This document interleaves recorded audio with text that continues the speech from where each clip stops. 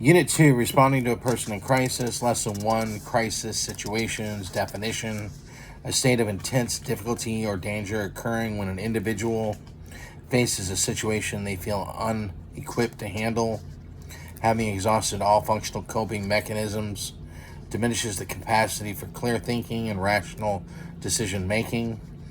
Physical indicators: flushed face, tight lips, rapid, heavy breathing, clenched teeth, fist, sweating, pacing, finger pointing, or an unnatural, eerie calmness. Interaction phases. Individuals in crisis typically cycle through phases. 1, realizing they cannot cope. 2, struggling to use past methods unsuccessfully. 3, becoming overwhelmed by emotion and experiencing diminished self-esteem. And 4, finally, becoming open to suggestions and new options. Officers must use an empathetic, non-judgmental tone, avoid giving casual advice, and ask directly how they can help. Lesson 2, the Baker Act. Purpose: the Florida Mental Health Act of 1971, otherwise known as the Baker Act, enables emergency services and temporary detention for psychiatric evaluation and short-term treatment on a voluntary or involuntary basis. Personal identifying information of patients must remain strictly confidential. Involuntary criteria: good faith reason to believe the individual has a mental illness and has refused voluntary examination or is incapable of consenting, and without care, they are likely to cause serious bodily harm to themselves or others in the near future, or they suffer from severe self-neglect that poses a real threat of substantial harm that cannot be mitigated by willing family or friends. Initiation protocols can be initiated if an individual volunteers, a judge signs an ex parte court order, a law enforcement officer takes them into custody, or a qualified medical professional executes a certificate. Backup is highly recommended, and officers must fully assess the environment, behavior, statements, and visible injuries. Lesson 3, suicide risk indicators. Suicidal individuals have a diminished perceived value of life and may actively seek to harm others or provoke officers, into using deadly force. Suicide by cop. Indicators include talking about suicide, formulating a plan, writing notes or death drawings, giving away prized belongings, excessive self-cutting, or sudden unnatural calmness. Response protocols: before arriving, request additional units, EMS, or a crisis intervention team, otherwise known as CIT. And cross-reference call history for weapon indicators. On scene, clear bystanders, remove potential weapons, and do not leave the individual unattended. Avoid exposing yourself to unnecessary danger to disarm someone. Less lethal tools like pepper spray can be used, but deadly force may be required if volatile threats escalate.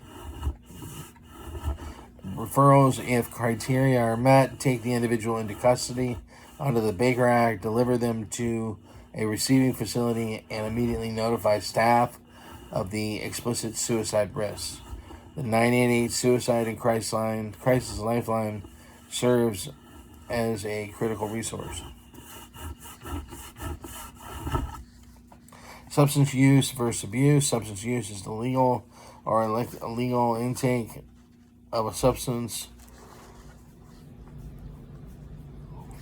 Casual drinking or proper prescription use. Substance abuse, otherwise known as misuse, is the inappropriate use of a substance in a way that negatively harms the psychological health, social life, or work. This can trigger physical dependence and addiction. Overdose exemptions. Under Florida law, an individual cannot be charged, prosecuted, or penalized for possession of a controlled substance if the evidence was obtained as a result of someone seeking good faith medical assistance for a drug-related overdose. Medical mimics. Several severe medical emergencies mimic substance intoxication, including diabetic shock, which results in staggering, or diabetic coma, which results in fruity sweet breath, epileptic episodes, confusion, brief violence, high blood pressure, temporary irrationality, head injuries, strokes, Parkinson's disease, cerebral palsy, and advanced dementia. Read that again. Medical mimics.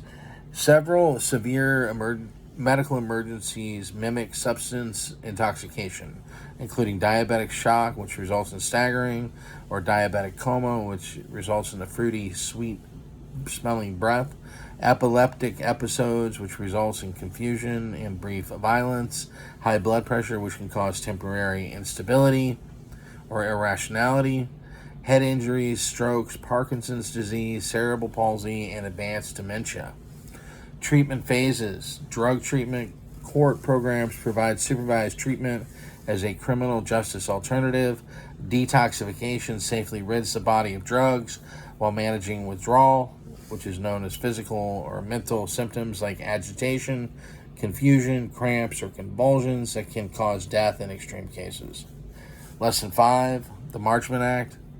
Purpose, the Hal S. Marchman Alcohol and Other Drug Services Act of 1993 provides individuals severely impaired by substance abuse with emergency services and temporary protective custody on a voluntary or involuntary basis. Involuntary criteria: good faith reason to believe the person is substance abuse impaired or has a co-occurring mental health disorder and has lost the power of self-control, and either is incapable of appreciating the need for services and making rational choices, or is likely to suffer from severe self-neglect, or has threatened, inflicted physical harm upon themselves or another. Implementation: these calls are highly unpredictable. Backup is strongly advised. Officers must assess vital signs, request EMS if the individual is injured or non-responsive, and complete the required DCF forms, transport them to the nearest designated receiving facility. In the case of adults, officers are legally authorized to deliver them to a local detention facility within the jurisdiction.